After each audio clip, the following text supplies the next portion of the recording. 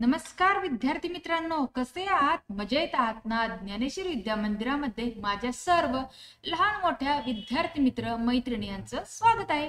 आज मी तुमच्यासाठी एक नवीन विषय कल्पनात्मक निबंध घेऊन आलेले आहे. त्या निबंधाचं नाव सांगण्या अगोदर तुम्ही जर आतापर्यंत आपल्या ज्ञानेश्वर विद्या मंदिराला सबस्क्राईब केलं नसेल तर लगेच सबस्क्राईब करून घ्या व सबस्क्राईब समोर जे नोटिफिकेशन आहे त्याला हिट करा, जेणेकरून आपल्या चॅनलवरती अपलोड होणारे नवनवीन व्हिडिओज तुम्हाला पाहायला मिळतील.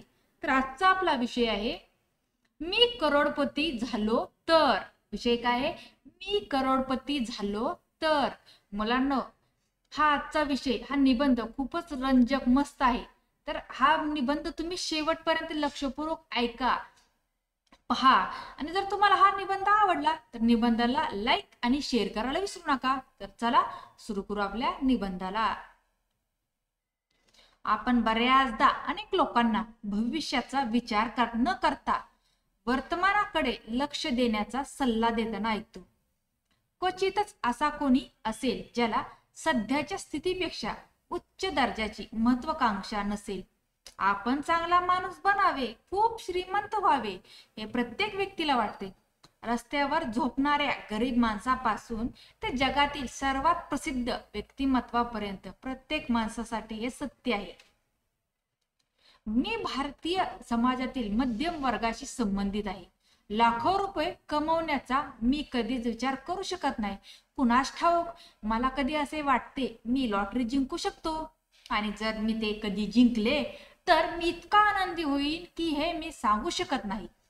मला असे समजा की मी लाखो रुपयांची लॉटरी जिंकण्याचे भाग्यवान आहे. मी ते अत्यंत चांगल्या पद्धतीने खर्च करण्याचा प्रयत्न करेन, जेणेकरून मी त्यातून जास्तीत जास्त आनंद मिळवू शकेन.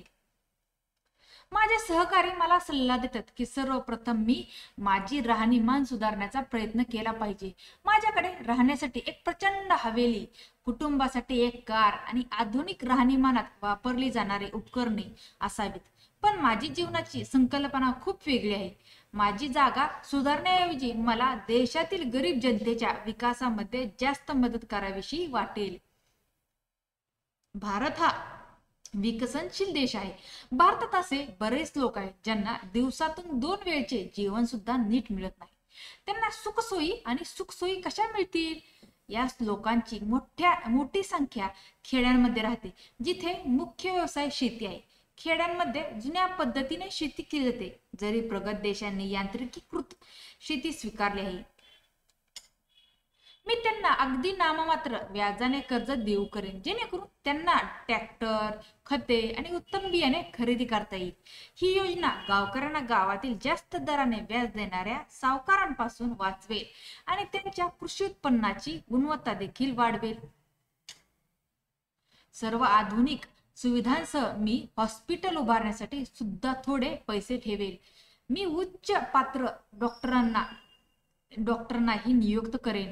हे रुग्णालय फक्त गरीब जनतेसाठी चालवले जाईल.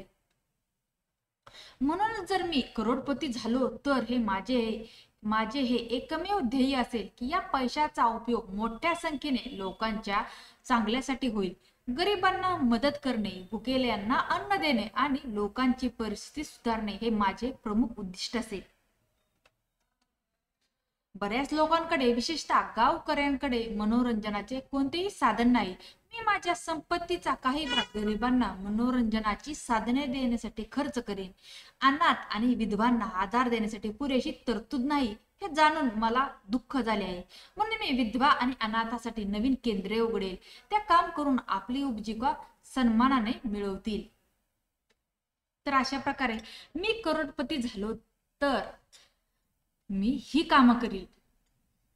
तर तुम्हाला मी करोडपती झाले तर हा निबंध आवडला का? हा निबंध जर आवडला असेल तर निबंधाला लाईक आणि शेअर करायला विसरू नका. तसेच चॅनलवर नवीन असणाऱ्या चॅनलला सबस्क्राईब करा. धन्यवाद.